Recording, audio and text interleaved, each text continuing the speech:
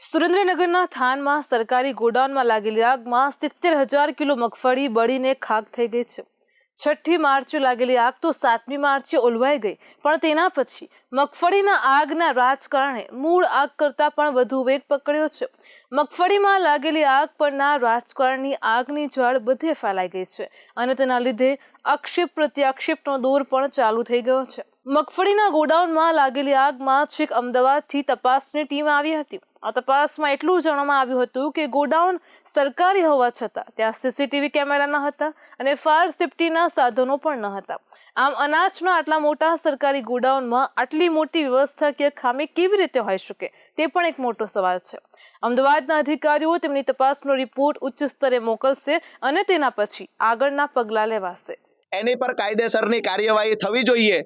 1 કે 2 દિવસની અંદર જો ગુનો દાખલ થાય તો ભલે, નહીતર અમે પોતે ફરિયાદી બની અને તમામ વિગતો સાથે જવાબદાર લોકોની સામે ગુનો દાખલ કરવા અમે ફરિયાદી બનીશું।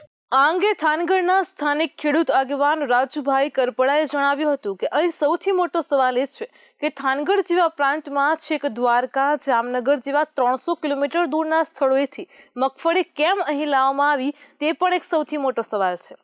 શું આ સ્થળોએ મગફળીના સંગ્રહની સગવડ નથી કે પછી તેના માટે કોઈ બીજું જ કારણ છે? મગફળી સંપાદનની પ્રક્રિયા નાફેડે ગુજકોમાસોલને સોંપી છે। ગુજકોમાસોલે આ કામ વિવિધ મંડળીઓને સોંપ્યું છે અને તેમાં તેણે સૌરાષ્ટ્રમાં 20 જેટલી મંડળીઓને આ કામ સોંપ્યું છે।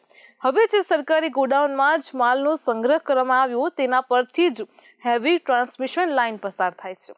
સામાન્ય રીતે આ પ્રકારની લાઇન પસાર થતી હોય ત્યાં ગોડાઉનની મંજૂરી જ ન મળે તો પછી અહીં ગોડાઉન કેવી રીતે બન્યું?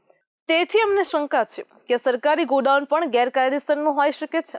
આ સરકારી ગોડાઉનમાં સીસીટીવી નથી કે નથી ફાયર સેફટીના કોઈ સાધનો। આ જવાબદારી તંત્રની નહીં તો કોની? આ ઉપરાંત કેટલાય ખેડૂતોનું કહેવું છે કે રાજસ્થાનથી મગફળી લાવીને તેની સ્થાનિક મગફળી સાથે ભેળસેળ કરીને તેનું વેચાણ થાય છે।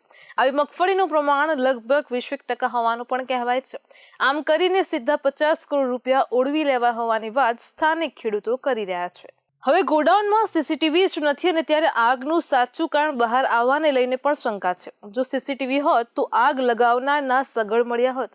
આ આગ લાગવા પાછળનું કારણ કે તારણ શોર્ટ સર્કિટ મનાય છે। બીજું કોઈ ગમે તે કહે, પણ નાફેડના ચેરમેન જેઠા ભરવાડે આ અંગે સત્તાવાર નિવેદન બહાર પાડીને આ વાત જણાવી છે। જેઠા ભરવાડે જણાવ્યું હતું કે આગ લાગી હતી તે સ્થળ કેન્દ્રીય અન્ન ભંડારનું છે। કેન્દ્રીય ખાદ્યાન્ન ભંડારના કુલ 8 કમ્પાર્ટમેન્ટ છે અને 8 કમ્પાર્ટમેન્ટમાંથી એકમાં જ આગ લાગી હતી। તેમણે જણાવ્યું હતું કે 19,000 મેટ્રિક ટન માલમાંથી 450 મેટ્રિક ટન માલ બળીને ખાખ થઈ ગયો છે। બળીને રાખ થયેલા મગફળીના માલની કિંમત 30 લાખ રૂપિયાથી પણ વધારે છે। જ્યારે આ આગને લઈને વિપક્ષનું વલણ તેનાથી વિપરીત છે। વિપક્ષનો આક્ષેપ છે કે મગફળી કૌભાંડને ઢાંકવા માટે આ ગોડાઉનમાં આગ લગાડવામાં આવી છે। વાસ્તવમાં આ આગ દ્વારા મગફળી કૌભાંડમાં ઢાંક પીછોડો કરવાનો પ્રયત્ન કરવામાં આવી રહ્યો છે। આટલા વર્ષોમાં સરકારી ગોડાઉનમાં આગ લાગી ન હતી અને હવે ક્યાંથી આગ લાગી? વિપક્ષના આરોપ છે કે જો આવું ન થયું હોત તો પછી સરકારી ગોડાઉનમાં સીસીટીવી કેમ નથી? ફાયર સેફટીના સાધનો કેમ નથી? તેથી ચોખ્ખું દેખાય છે કે મગફળી કૌભાંડને દબાવવા માટે સરકારી ગોડાઉનને આગ લગાડી દેવાનો આક્ષેપ વિપક્ષે કર્યો છે। આ સરકારી ગોડાઉનમાં જામનગર, અમરેલી, જુનાગઢ, રાજકોટ અને દેવભૂમિ દ્વારકા સહિતના જિલ્લાઓમાંથી 300 કિલોમીટર દૂર સરકારી ગોડાઉનમાં મગફળીનો સંગ્રહ કરવામાં આવ્યો હતો। નાફેડ દ્વારા ગુજકોમાસોલને સરકારે ટેકાના ભાવે ખરીદેલી મગફળીને ગોડાઉનમાં સ્ટોક કરવાની કામગીરી સોંપાઈ હતી। ઉલ્લેખનીય છે કે મગફળીની ખરીદીમાં પણ કૌભાંડના આક્ષેપ થયા હતા અને તેમાં બારદાનને લઈને પણ આક્ષેપ કરવામાં આવ્યા હતા। તેની સાથે ઉત્તર પ્રદેશમાંથી સસ્તા ભાવની મળતી મગફળી એ ભરી દઈને સ્થાનિક ખેડૂતોને વંચિત રાખવામાં આવ્યા હોવાનો પણ આક્ષેપ કર્યો હતો। હવે આ જ ગોડાઉનમાં આગ લગાવી દેવાય તો તેનો સીધો અર્થ એવો કરવામાં આવી રહ્યો છે કે આના દ્વારા આખા કૌભાંડ પર ઢાંક પીછોડો કરવામાં આવશે। ગુજકોમાસોલના ચેરમેન દિલીપ સંઘાણીએ આગના મુદ્દે હાથ ખંખેરતા જણાવ્યું હતું કે તેમને આગની ઘટના સાથે કોઈ લેવા દેવા નથી। નાફેડ માલની ખરીદી કરીને કેન્દ્રની જગ્યાઓ પર રાખે છે। તે જરૂરિયાત મુજબ માલ બહાર કાઢતી રહે છે। આગમાં થયેલા નુકસાનના વળતર અંગે ગુજકોમાસોલે જણાવ્યું હતું કે આગ નાફેડના ગોડાઉનમાં લાગી હતી તો પછી વળતર પણ નાફેડ જ ચૂકવે ને, બીજું કોઈ થોડું ચૂકવે। હવે કેન્દ્રીય ભંડારમાં નાફેડનો કોઈ માણસ ન હોય તો તે ગુજકોમાસોલની તો ભૂલ નથી ને।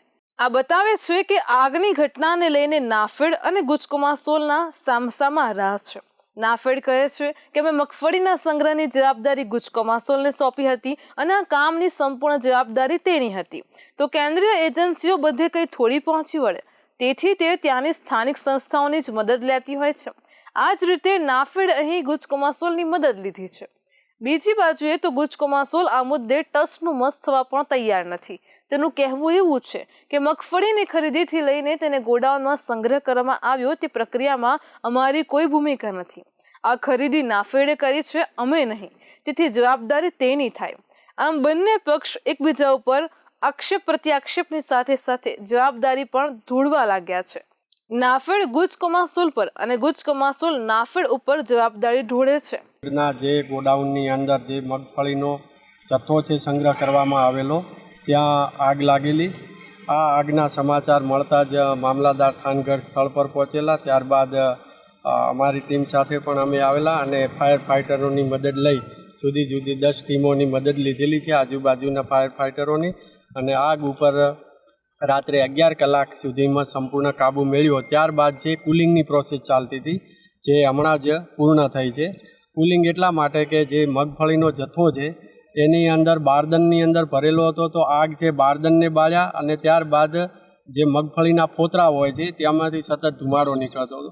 તો એને કુલિંગ કરવું ખૂબ જરૂરી છે, તો જ 100% એ આગ ઉપર કાબૂ મેળવ્યો છે એ કહી શકાય. આગની તપાસ માટે આવેલા ચોટીલાના પ્રાંતીય અધિકારીએ જણાવ્યું હતું કે આગમાં મગફળીનો 80% થી વધારે સ્ટોક સલામત છે. લગભગ 15 થી 20% સ્ટોકને જ ડેમેજ થયું છે. આગ ઝડપથી બુઝાવવામાં આવવાના લીધે બાકીનું નુકસાન ટાળી શકાયું છે. આ કૌભાંડને વિવાદનું સ્વરૂપ પકડ્યું છે, તો આગામી સમયમાં જેઠા ભરવાડ અને દિલીપ સંઘાણી સામસામા જોવા મળે તો આશ્ચર્ય નહીં થાય. જેઠા ભરવાડનું માનવું છે કે ગુજકોમાસોલ નાફેડના એજન્ટ તરીકે કામગીરી કરે છે, જ્યારે ગુજકોમાસોલના વડા દિલીપ સંઘાણી આ પ્રકારની વાત જ માનવા તૈયાર નથી. તેઓ તેને સ્વતંત્ર એકમ જ ગણે છે. આના લીધે આગામી સમયમાં સહકારી ક્ષેત્રનું રાજકારણ વધુ ને વધુ પ્રમાણમાં આગ ઝરતું પણ બની શકે છે. બંને વચ્ચેનો વિવાદ જોતા તો સહકારી ક્ષેત્રમાં જાણે અસહકારની ચળવળ શરૂ થઈ ગઈ હોય તેમ લાગે છે.